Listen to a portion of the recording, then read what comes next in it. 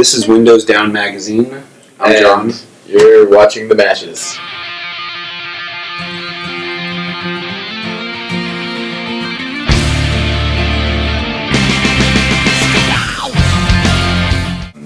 About a year and a half ago or so, Matt called us all together to grab some coffee, and we were down, and he was like, hey, we get the rights back to our first record. Let's put out a record. Well, let's put out a vinyl of it, because we never put out vinyl back in the day, because people just pirated stuff and occasionally bought CDs, but vinyl wasn't a thing quite yet again. So we did it. And we were like, hey, let's do a show, too. It could be fun. Maybe some people will come out. We'll play the hometown show. Maybe some people will come. It'll be fun. And, yeah. And then they all sold out.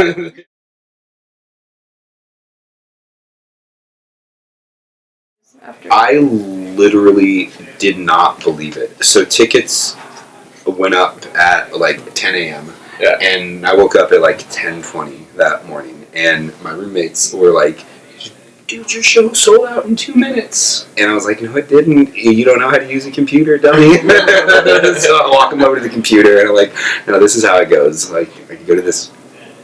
Wait, what? It's unbelievable. To know that after all these years, there's still people that, care about us and remember our band name and remember all the lyrics to every song. It's fucking insane. Yeah, I've sort of spent the last couple weeks trying to figure out why. Why we ended up being the lucky band, out of, our scene in the Bay Area, and then, I know there are a bunch of bands doing 10-year reunions, but, the whole time we were in a band, it felt like we were in this, kind of really, underground, sort of, DIY sort of aesthetic band, and then so it just feels so crazy to be able to come to do 2 nights at the Gramercy in New York and have sell out shows in 2 minutes. This is nothing that we weren't selling out shows in 2 minutes. Dude, we didn't when we were sell out doing it originally in 2 years. Yeah, so it's really neat to see just to have this connection with people that are like-minded. Because it's just really neat to know that we made some art, we made some music that people connected with, and they kept it, and they kept that connection. It kept being an important thing in their lives. I guess that's what we're finding right now, which is really cool, and it's something that if you asked any of us 10 years ago, we would have said that that's the most important thing is to have a kind of make an actual lasting impact matter at all, as opposed to having a big single or making a lot of money. And so it's neat to have these kind of things actuated. Yeah.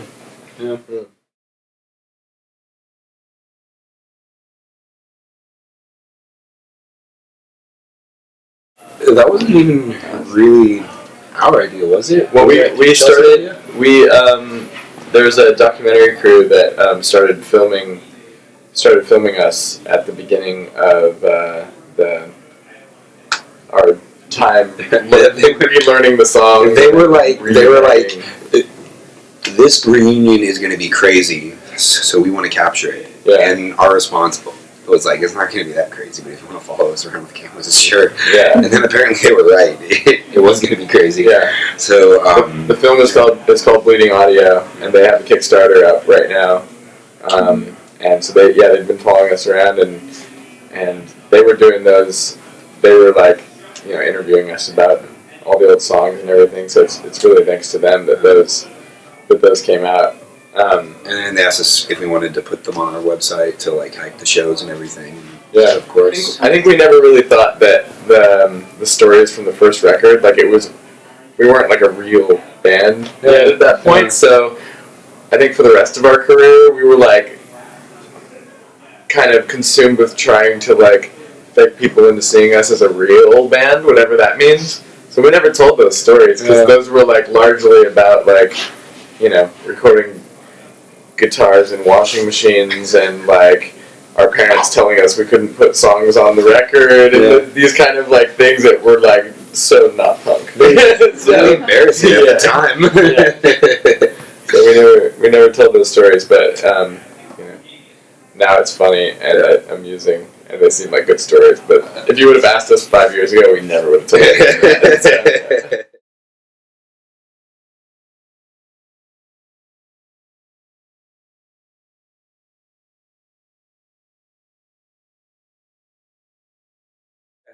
We tried to pick bands that had a connection to our scene back in the day. Like, for these two shows, the New York shows, the opening band, Happy Body Slow Brain, two of the guys played in Tragedy Andy way back in the day, back in Oakland. And then also Facing New York was a band that they played in after that. And then so that's how we got them. And then Take Next Sunday, who was not an L3 band. And then for the Bay shows, a lot of the bands were dudes who used to be in bands that played with us back in the day that now have new bands. So it's cool to be able to get them on bills. Yeah. We wanted a witness present from the old days, just to be able to watch and be like, yeah, that was crazy. Yeah.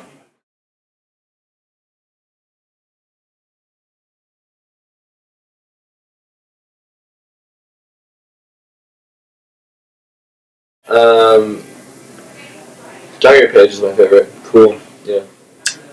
You know, the one that I'm surprised I'm really pumped on playing is the Restless. We used to not play it a whole lot. We play it like half our shows, maybe. It's got a good vibe to it. Like, it's bouncy, but it's not like too pop punky. It's got some.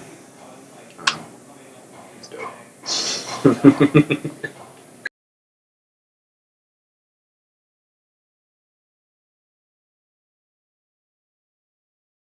It's a time where bands can ostensibly have a lot more control over their career and their art and their merchandise and how they interact with their fans. There's not as many people trying to give money to bands, like as far as record labels. Like, your record labels aren't just trying to give you a bunch of money to make a big record. But if you really care about the art, it's a lot easier to connect with your fans because there's not a record label in the middle. We, I mean, we're basically back at the same point that we were when we put out Yvonne Dahl. Yeah. The first time, we're a DIY band. Yeah. Again, without a record label. Yeah. And I would say that the time in between was definitely not wasted, but it was a different vibe. Certainly, being a band on the label. Yeah. There's a lot of people that you have to impress. There's a lot of people whose paychecks depend on how commercial you decide to make your art, and it does factor into what you're doing.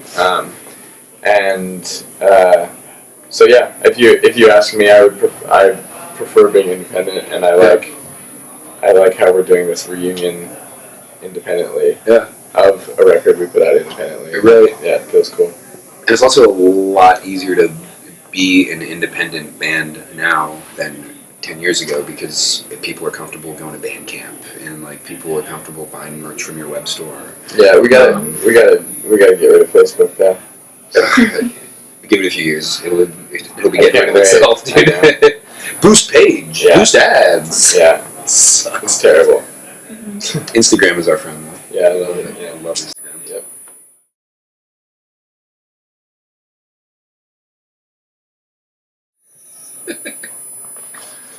Take off your pants. That's the hardest question at the end of any interview. There was like, what else do you want to add? Yeah. It's like when somebody tells you to draw something, or like play me a song. You're like what? All of a sudden you forget every song. You know? Like I know 500 songs. I don't remember one right now. But if they're like, hey, can you play like Kenny Loggins? You're like, yeah, I know 5 Kenny Loggins songs. How do I know that? I don't know. You only know 5 Kenny Loggins songs?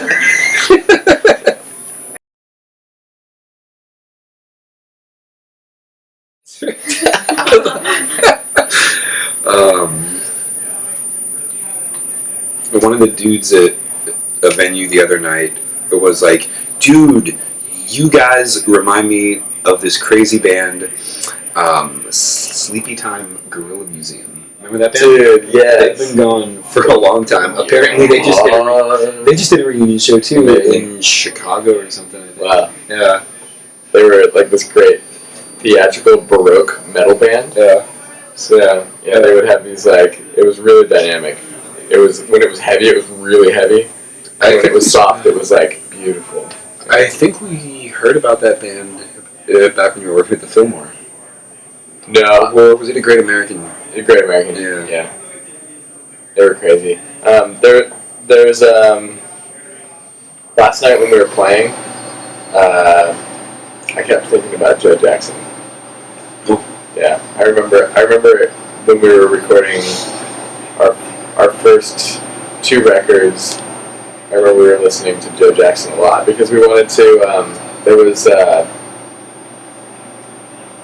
We wanted to put a lot of different flavors into all of our records, you know, and we always thought it would be interesting to like kind of bring as many musical influences as we could into our music, even like in the early days of Yvonne Dahl. And I remember some of the things we were trying to emulate on that record, I think, are like kind of interesting now because, you know, for all sakes and purposes, it was like a pop-punk record, and we'd gone on Warped Tour, and like kind of became peers to like a lot of pop bands or pop-punk bands. But when we were doing the record, like we were bringing in pieces. It would have been a much less interesting record if we hadn't have been bringing in a bunch of influences, you know. I feel like keep going. I was just gonna say Joe Jackson was like a big like thing for like some of like the straighter rock steady stuff, like the Jack Slap Cheer. I remember it's got that little like kind of like almost like reggae thing that plays back off each other. Yeah. And the palm muting kind of came from that too. Dogger Page was another Joe Jackson inspired thing, which is like, it was like, you know, 70s post punk. And then I remember The Faint. Remember that band? We were listening to The Faints. Yeah. So much. So we brought in like Mondal, the decomposer. We brought in like a bunch of. We were just experimenting with crazy pedals and like making things sound kind of keyboardish on like auto. Right. Because we were too afraid to touch keyboards. Right. Yeah. Now we're not afraid of keyboards. But yeah. I mean, I think Weezer shines through on Jamie Free and Superman a lot. Yeah. What was another? Oh yeah, the beginning of Destination Nowhere Near, we based on Van Halen Running with the Devil. Yeah. Yeah.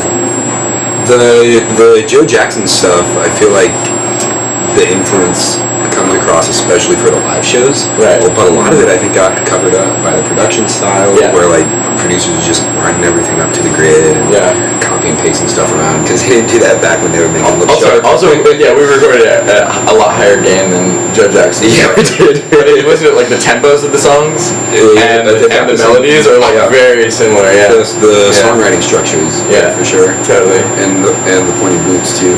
Yeah. The cover of Look Sharp. Yeah. It was like, oh, we gotta look like that. Yeah. That's where we got our image from, I'm sure. Yeah. And then like obviously Aaron Smith starts with beatboxing. Yeah.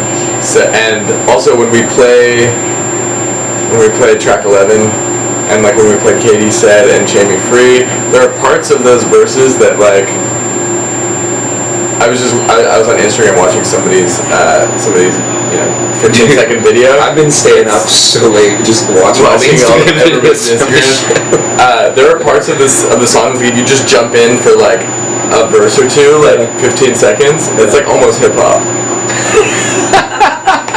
She was from my hometown, I never met her. She was from my hometown. And then track 11, we're rapping.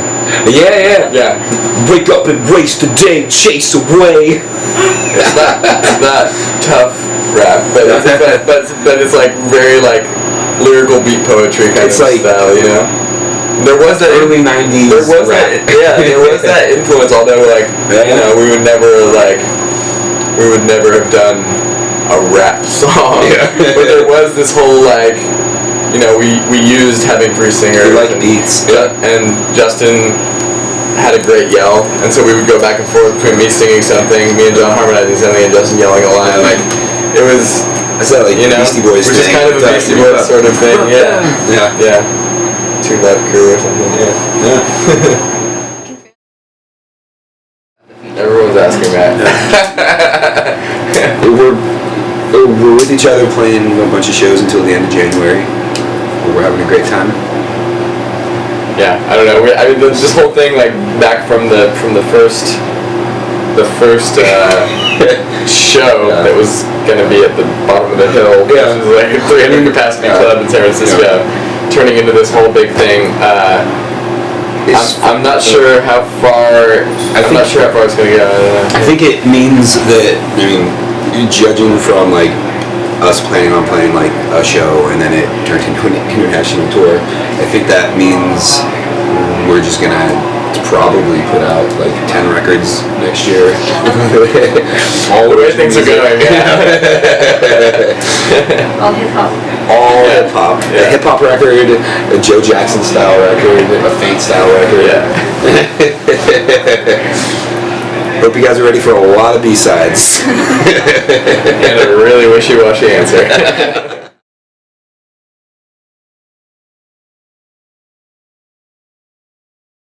Oh yeah, definitely. Yeah. I play in a band called Mr. Kind, and I run a recording studio, and just like I get to make music all the time. It's amazing.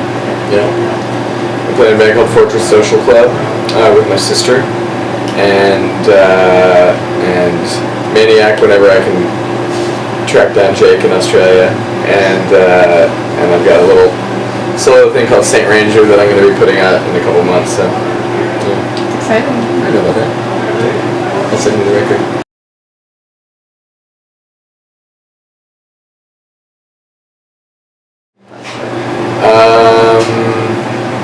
Joel's band. Yeah, the Iron Heart's really dope. Yeah. Finish Ticket's cool, but they're not even really a local band anymore. They're like I the Mighty. I the Mighty's dope, but they're also touring. I actually like Brent Walsh, the singer of I the Mighty, opened one of our shows. That's a record I got to produce. Yeah. Which is a ton of fun. He's so good. I really liked his solo stuff a lot. I mean, his band is great, but his solo stuff was like right up my alley. I loved it. Did you check the record yet?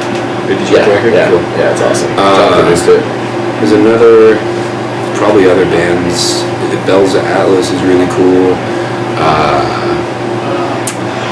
Oh God, I'm spacing. Soft White 60s. Soft White 60s are great. Another touring band now. Yeah, basically just look up whoever opened all these shows. Yeah. Little Spiral. And then Happy Body Slow Brain playing tonight is great. And Mainland is really good too. Happy Body Slow Brain was amazing last night, I thought. Dude, They were so good. Yeah.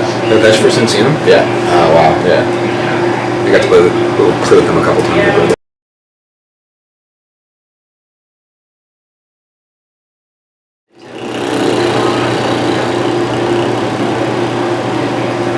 Dream? Onomatopoeic. Dream is not an adjective.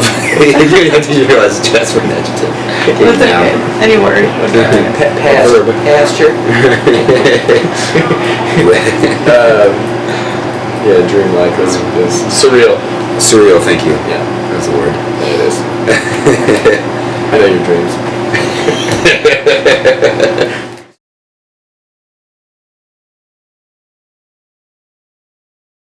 Totally. Yeah. All the time. I don't even know what that is. Cool.